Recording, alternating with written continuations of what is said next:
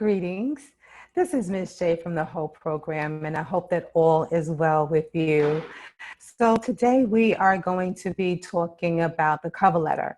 So first, congratulations to you, because that means that if you are at this point, that you have completed your resume. So yay to you. Congratulations. A lot of hard work, right?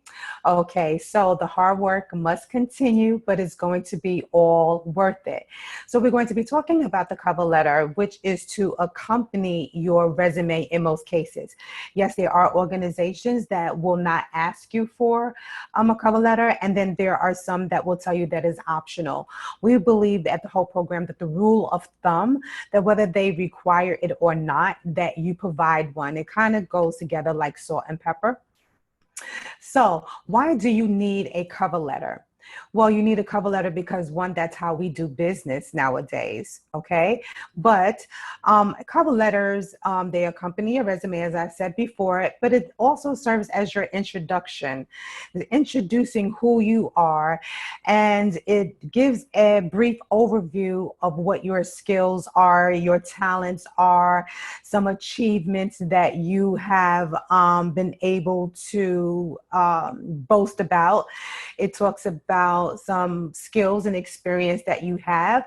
And those skills and experience that you're talking about, it should be relevant to the position that you are going for. So sometimes you have to play around with your wording to make sure that what they are looking for, that what you have done or what you used to do, that it transfers over, that it makes sense, that they can see how your skills match what they're looking for. So also I want you to know that your cover letter should be one single page, just like your resume, okay? One single page. So please do some research as you begin to do this. Go online and review some examples of what cover letters look like that are within your field. Career Builders and Monsters is a really good site to look at, by the way. But you can just go into Google and you can just type cover letters about whatever it is, you know, maintenance, administrative assistant, pet care, hospital administration, whatever it is. So cover letter and then put in the title. Very easy to do. And just kind of like review some, just click on things like randomly that catches your eye and look at how they have written in some wording and some phrases, and how they've spaced out their resumes as well. Now, I want to caution you that your letter should be a reflection of who you are, and it should complement your resume. It should not be a carbon copy of someone else's work. So don't be copying whole paragraphs and pasting it on your Google Doc. Don't do that, because then it's not really yours, and you're not being truthful, and you're not being authentic, and you're not being honest. It should be your wording. So yes, you have to do the typing. So let's look at this cover letter here. So this is a layout of what our cover letters should look like. This is the format that we follow at the Hope Program. I'm very simplified. This one has really great spacing as well, as I'm looking at it once more as I'm talking to you.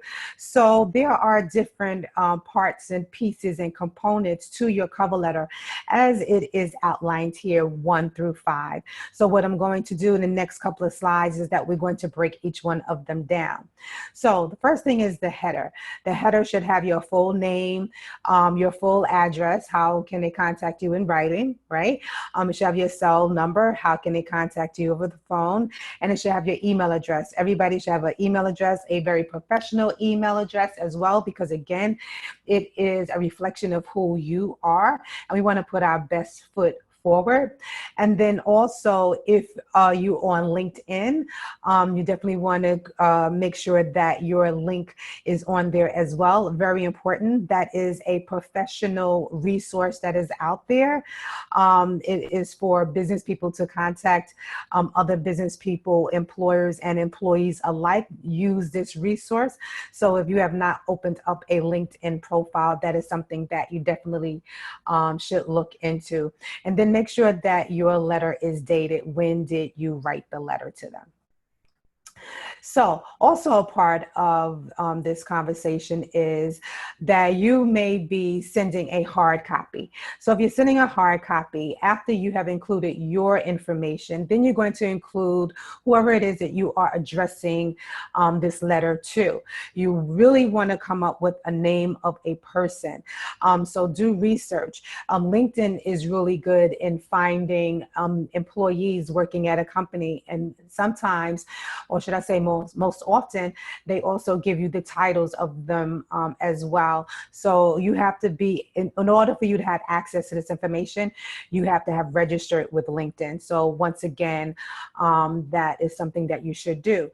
But so try to get someone's name within the organization. And then if you cannot, then it would state hiring manager.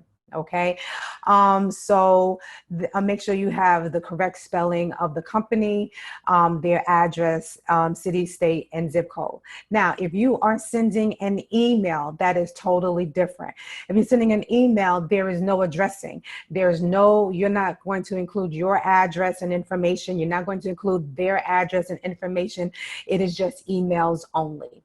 Okay, so the salutation is where you greet the intended reader of your letter. If the job ad doesn't list a name, again, do some research, just like I've said before.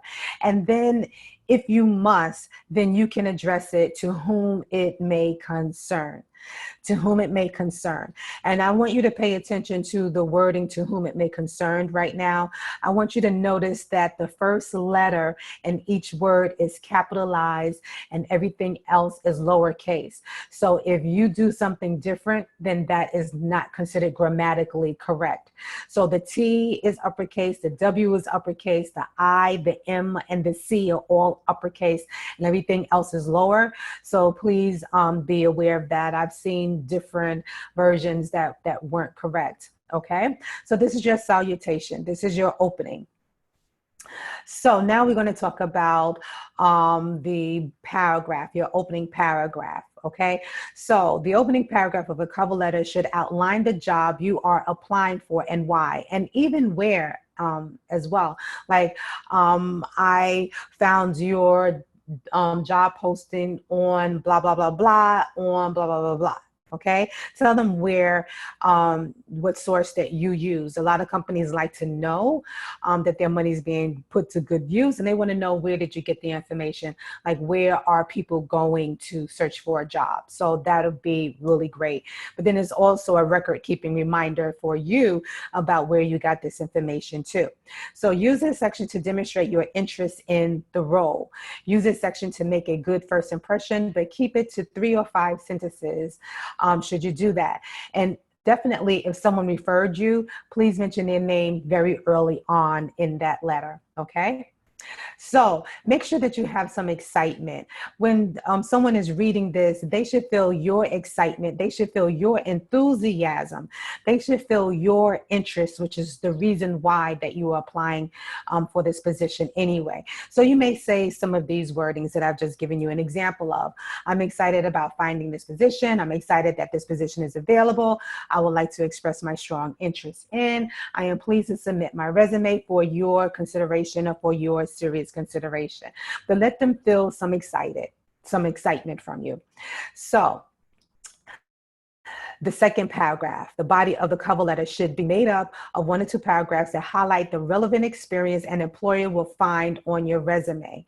Relevant information to show the impact that your job, the ones that you have had before previously, that you have worked in the past with an employer, like what did you do? What did you do really, really well? Pick maybe 2 things that you did well. something that you can actually talk about, something that you're even proud of, something that an employer really appreciated what you brought to the table and how you worked out maybe a problem or something. You definitely want to include that. Any accomplishments that you received, like employee of the week or the month or the year, you would want to say that. You want to give them some information, like if you turned the department around, if you helped to save them some money, if you supervise a number of people, if you cleaned a number of floors or rooms. You want to give them information so they understand what it was that you did. State why you have chosen them, or why you believe that you are a good fit for their company, or confirm that you have the skills that they are looking for. So you definitely, if at all possible, if you can pick out one skill that they said that they wanted that was really important in the job posting, and if you can include that in your cover letter, that would be absolutely awesome. So your closing paragraph, summarize your goals. So that's one way to do it. And then in the last sentence, thank the employer for considering your qualifications and state your intentions to follow up.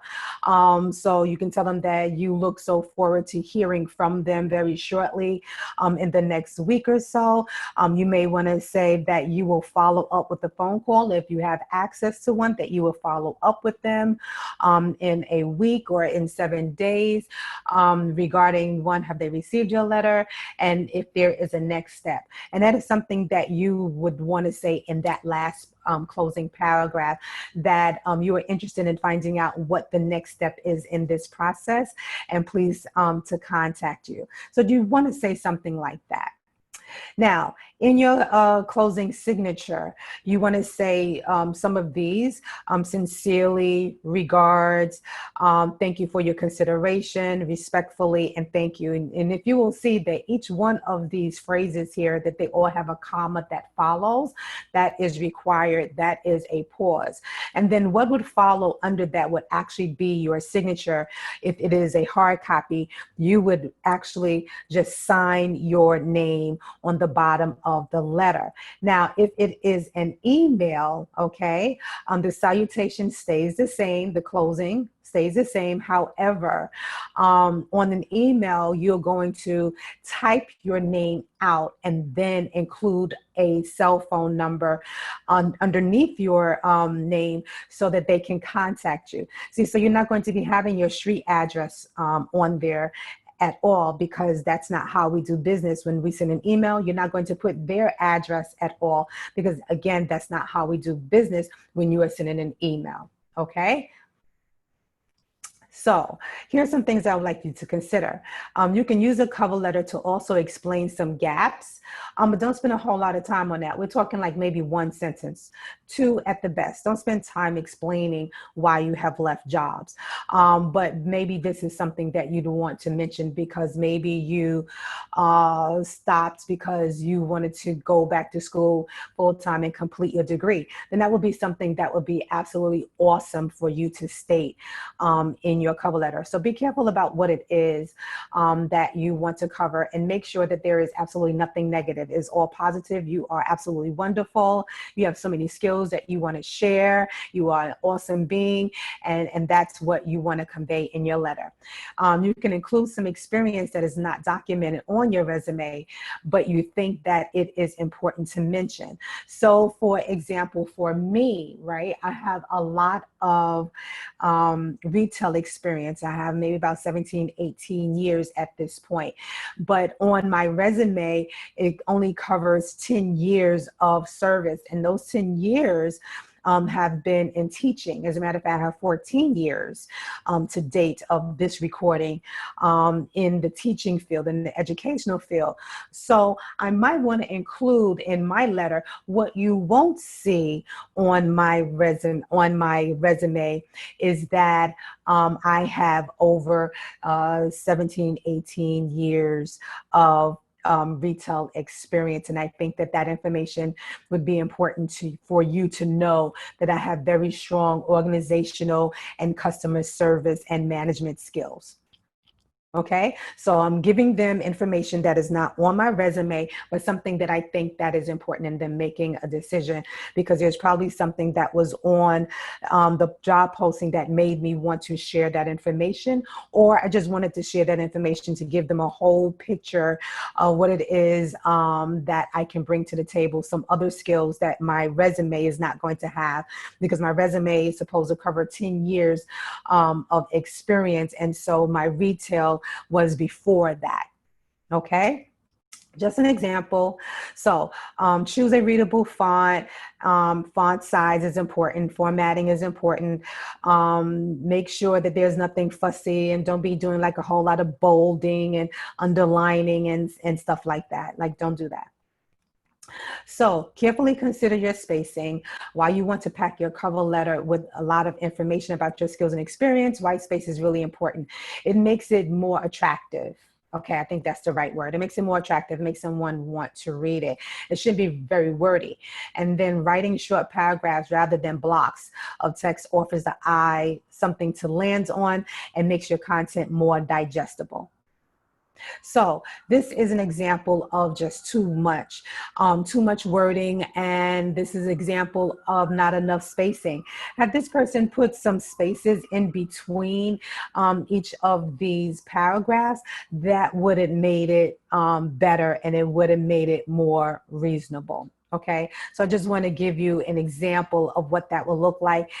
What they're saying is probably absolutely wonderful, but it's like you don't want to read it. So here's a better cover letter. And even in this cover letter, there's actually some more spacing that we have. Like, we can add maybe another 3 or 4 lines, and it will still be really nice and neat and attractive to the eye, because they have a lot of space in between each of their lines here. So some of the lines can be closed up a little bit to add a couple more lines should you need to. Okay, so this example of something that is attractive. And so this one is better. So let's talk about some more formatting. So watch your length. With few exceptions, your cover letter should be a single page. No, it should be a single page. This means that each sentence must pack a punch. That's what I want you to know. Use your letter to highlight elements of your background that relate directly to the job ad. Leave out the details of your job duties, since these appear on your resume. So for example, you're not going to say, I swept, I mopped, I vacuumed, I cleaned walls, I cleaned windows. You're not going to enumerate them like that. You're not going to list them like that. Just say that I was responsible for maintaining such and such and such a space. Okay, because your resume is going to say all of those things. Don't use spacing on your cover letter to say that. Your resume already have. You maybe want to just give them a summary of what the resume says. So don't list them like that. So make sure that the pair match, your resume matches with your cover letter, that you're using like the same styling, the same font, has the same look, the same professionalism. Spell check, spell check, spell check, spell check, spell check. Please spell check. I love spell check. I need spell check. If I did not use spell check, you guys probably would not have any respect for me at all, and I probably would not have a job. But spell check is crucial. Make sure that you do that. But what I want you to know is spell check doesn't always catch every single solitary thing. Okay, so get other people to read your cover letter. Get them to read it for you. They're going to be able to catch things and catch words and phrases that you were not able to do it. I say have at least 2 or 3 people, smart people who do this, who know how to do this, to look over your cover letter. So wording that you're using should have some impact. It should get the person's interest from the top out the box, okay? Every single solitary word counts, so please don't waste them. So here's a cover letter example. So this person is saying, I'm writing to express my interest in the opening for administrative assistant. Okay, so that's a good opening. But what I like is what's in the second part. I am drawn. Oh, that's a wonderful, strong word. I am drawn to this opportunity for several reasons. And so then they're going to say why. They're going to say, first, I have a proven track record of success in administrative roles, most recently in my current job as an administrative coordinator. A highlight from my time here was when I proactively stepped in to coordinate a summit for our senior leaders last year. I arranged travel and accommodations for a group of 15. I want to pause there. See, whenever you can use a number, then please use that number, okay? I'm going to go down to the second paragraph, and it says, I'm also attracted to this role because of the growth opportunities that blah, blah, blah provides. So I'm pointing this out, and this is really a good read, and maybe you want to stop this and read through this cover letter. But it's a really good read because they said on more than one occasion that they were excited about it. The first paragraph talks about what their skills are and why they were attracted to the position. And then the second paragraph talks about what it was about the company that they were interested in. So that's an idea, and maybe you want to follow that format. So in this cover letter here that I'm giving an example, this person listed their skills really, really well. So we're talking about the listing of the skills because this person did not do the salutation, that they did not greet anyone. And so that part of this is wrong between the address and that first paragraph. That should have been a salutation. So I just want to point that out. That was incorrect. But I want to point out how this person was able to really strategically list some good points about what they could do. So it says, my 20 years of facilities management and maintenance experience make me exactly the kind of value-added employee you need in a facilities management position that you are advertising. Wonderful opening. My hard-working nature and strong project management skills, also with total proficiency in HVAC, plumbing, electrical, and carpentry repairs will enable me to contribute significantly to your operational needs. So they're saying, look, I'm what you're looking for, and here is why. And they did that all in one single paragraph. And then this person was really good about using numbers. Numbers give us a value and give what you say strength and validity.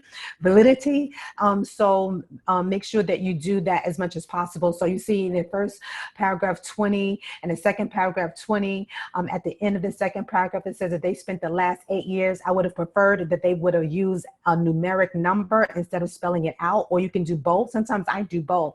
I'll put in parentheses the 8 years and I'll put a number because I want them to catch it, especially if it is a strong number. So this is another cover letter that maybe you'd want to stop this video to look at it. There's some really strong wording. They did a really good job in listing. So reading out loud, read your cover letter out loud. Your cover letter should read like it is a conversation piece for whoever it is that is reading, and it should flow really, really smoothly, right? And so read it out loud. And I guarantee you, if you do this, you're going to catch mistakes. You're going to catch things. Okay, so make sure that you read it out loud. Have somebody else read it out loud to you, and do it a number of times. Every time you make a correction, every time you change a word, read it out loud. I'm telling you, please listen to the instructions I am giving you. Read it out loud. You'll thank me. So this is the end of this piece here regarding your cover letter. I hope that the information that I've given you have been helpful. We can definitely talk about it. The staff at the whole program, we are here to assist you with this. You're going to have a staff member look over your cover letter with you and to assist you. Your responsibility is to get down as much as you can, have it grammatically correct, follow the format so that when the staff is looking at it, that they can really give you some really good nuggets and help you to make it really tight and professional. Okay, so make sure that you work really hard because it leaves an impression on whoever it is that you're presenting it to. So this is Miss J. I hope that this was helpful to you and for you. See you next time.